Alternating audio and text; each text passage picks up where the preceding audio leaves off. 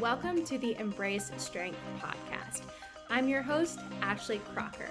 I am an experienced trainer and active life professional. I work with people who are struggling with nagging pain to get back to the activities they love without fear of re-injury.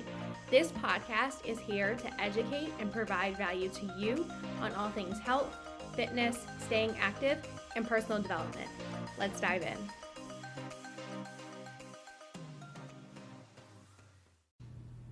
Hello and welcome back to the podcast. So it has been a minute since I have podcasted. I would say the past month or so has been really hectic. It felt like I fast forwarded from the second week of November to now it's December, between Thanksgiving and the Movement Library launch and all of that. So today's episode, I just want to give a little bit of a recap over the past few weeks, which will include the launch of my Movement Library, which I definitely want to talk about.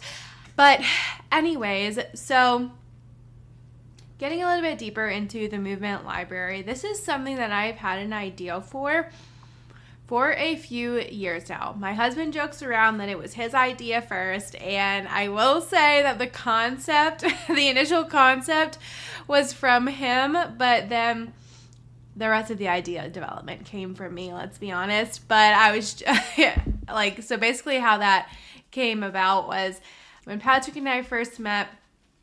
We met 3 years ago, and he had a suggestion. He was like, you should make a spreadsheet of a library of exercises that's organized for you to use when you're programming. And I'm like, yeah, that would be super nice. But I don't want to put all the time into something that just I'm going to use, right? Because if you are listening to this and you're a coach, you probably run your own business, and you know that when you do that, you have to be all of the things, right? You have to be the back-end person, the marketer, the copywriter, the planner, the coach.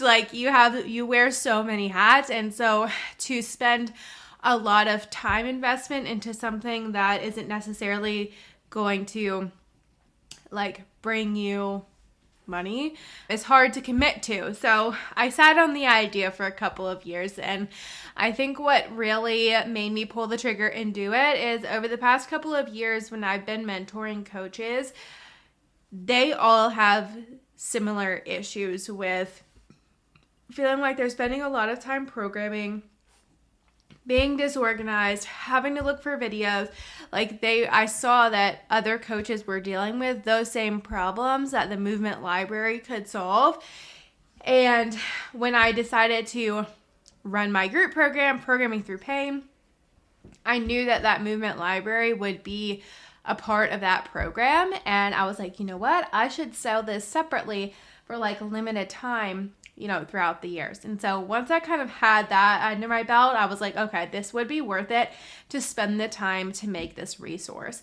So I pitched the idea to the coaches that I mentor. I'm like, hey, here's my idea. Would you guys use this? Would this be helpful? And they were like, oh my gosh, yes, that would totally be helpful. And then I would ask them other questions like, how would you want it to be organized? What do you want the videos to be like? Do the videos have to have voiceovers?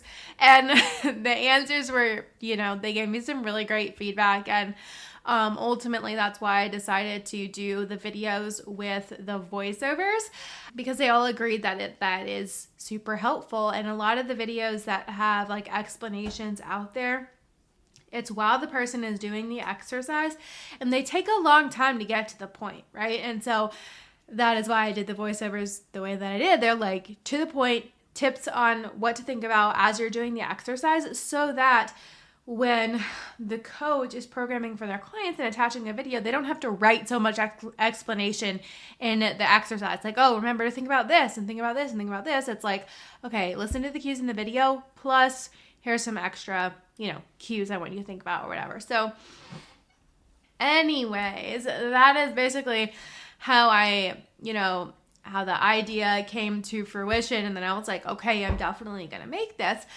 But I've never done anything like this before. And so I learned so much. It was a really great experience. And I also learned how in depth that this project was once I started it, because it's like, okay, I get the initial like rough draft of it up, right? And my husband was also helping me with it too, because he is an accountant and works a lot in Excel. So he knows a lot of spreadsheet hacks. And so he kind of helped me with the file as well. But anyways, it's like you get all the initial rough draft out, and then you have to do all the videos, then you have to do all the editing, then you have to link it, then you have to make sure that everything is right, and then you still have, you know, at least a couple of things that are due to go wrong when you are an entrepreneur. So, you know, but overall, like after creating that, I am so glad that I did, because now that first iteration is done, like the first iteration is done. And so it's never going to be as intensive as the first time that I do something.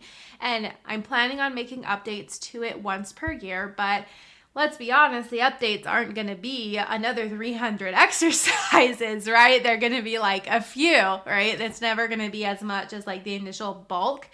And I think it ended up being like a little over 330 exercises in total that were put in there. So definitely very large project. But I was really excited with how the launch went, because a lot of coaches hopped into it. Like a lot of coaches grabbed it. And that was like really reaffirming that I made something that was needed in the space. And that was confirmed by me, because I knew that it was needed and everything, but it's one thing to be like, oh, there's nothing like this. And then there's another thing to like actually have people buying it. And so that was just really awesome. That was really awesome to see. Like, it just felt really good to know that like I created something that these coaches are going to refer back to probably every single week. Like, I'm using the thing too. Like, I was using it yesterday. I was like, this shit is so nice. So anyways, that was just like really exciting. But I also learned another lesson that I feel like I learned is like timelines, setting timelines for projects. I gave myself an extra 2 weeks buffer to finish this project, and I should have given myself an extra 4 weeks or, you know, like, but you know, it all got done on time and everything. But yeah, definitely now that I know that it's like, okay, if I'm ever creating like a resource similar to of this magnitude, give myself plenty of extra time, especially if it's around the holidays. Like somehow I always end up doing this where I'm like launching something major or new around the holidays. Like last year I launched this podcast last January. And so in November and December, I was like doing a bunch of interviews, recording a bunch of podcasts to make sure I had like a bulk of episodes done before it actually launched. And it was like a similar thing of like, oh my gosh, this is like around the holidays all at once, while you're also trying to get ahead with your client work so you can take off and all of that. But anyways, it is what it is. And you know, we got it done. But another thing I just wanted to tie into this episode is, so a little bit of like a life experience that I had recently that I feel like changed me. So we drove to Georgia for Thanksgiving to spend Thanksgiving with my side of the family. And so on the way there, I mean, and it's like a between 13 and 16 hour drive, depending on how much we stop. So very long trek, and we live in the north, so we do get quite a bit of snow in the area that we live in. But we were expected to get this snowstorm the weekend we were planning on driving back home. And earlier in the week, it was saying like, oh, you're only going to get a few inches. But then the day before Thanksgiving, it was like, oh, this is going to be like a blizzard. Like where we live, there is something called lake effect snow. And if you don't live, you know, near one of the Great Lakes, you probably don't know what that is. But basically it means that the snow can just go crazy. Like the weather can just go crazy, because depending on how warm the lake is and how windy it is. So it basically means that things can get really bad really fast if lake effect is involved. And anyway, so we knew something was coming. We were planning on driving back on Friday, but everything I was seeing with the weather was like, oh, it's going to get be the worst on Saturday. So if we can make it home on Saturday, then we will be okay.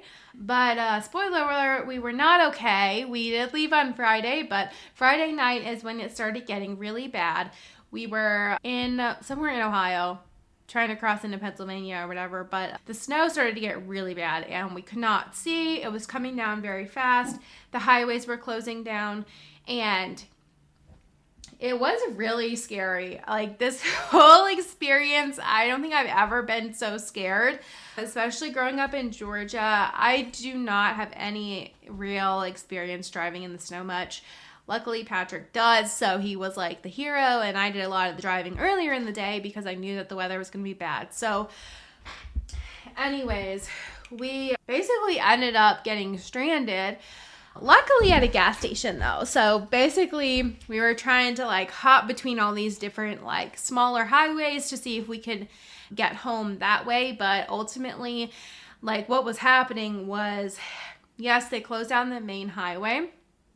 And actually people were getting stranded on the highway. But then on the smaller highways, people were having wrecks and semis were just stuck and blocking roads. And so at that point, it's like, okay, there's no way around this. So we ended up stopping at this gas station, which a lot of other people were stopped at. It was crazy. It was kind of like a Walmart parking lot-esque vibes because there were so many people there. People who had been there all day, people who had been pulled off of the highway and brought here and be like, you can't be on the highway, just stay here. And so I was grateful that we got, we made it to a parking lot of a gas station. So like we had a bathroom, we could get water, things like that. But basically we ended up sleeping in the car that night, waking up every couple of hours to make sure the exhaust wasn't covered and to turn on the heat again. And it was just like crazy. And also my poor dogs, we had our 2 doodles with us and I felt so bad for them. I'm like, they're never going to want to go on a car ride again. But anyways, and then let's see, we basically make it to the morning and then the next day. And it was funny because like as you're going inside to go to the bathroom, you're like chatting with other people. I ended up talking with this lady who was, headed in the same direction as us. She had a big SUV with a tow hitch on it, and she basically wanted to caravan with us. And if anything were to happen, she has a hitch, she could pull us out or whatever. So we made it out with her and we're like, okay, we're gonna venture out together. And we ended up venturing out Saturday morning. And luckily we were able to make it home. But it's crazy because when the snow started getting bad, we only had 130 miles until we got home. And then, but we ended up making it 60 miles to the gas station. But we could only go between 20 and 30 miles per hour, sometimes 10 miles per hour. So it was just taking forever. It was just crazy. Sliding around like crazy. There were so many times where it was almost getting in an accident and it was crazy. But anyways, after that, I was like, oh my gosh, life is so short and you never really know what could happen. And when I got home, I was like, no more playing small. And it was funny because after I got home, I made a lot of decisions over the next couple of days to set me up for the support that I will need in 2025 in terms of growth. And I felt like that crazy experience gave me some courage to be like, you might as well go big because you just never know. And so I just wanted to share that with all of you in case someone needed to hear it. And yeah, so I hope you got something out of today's episode, and I will talk to you next time.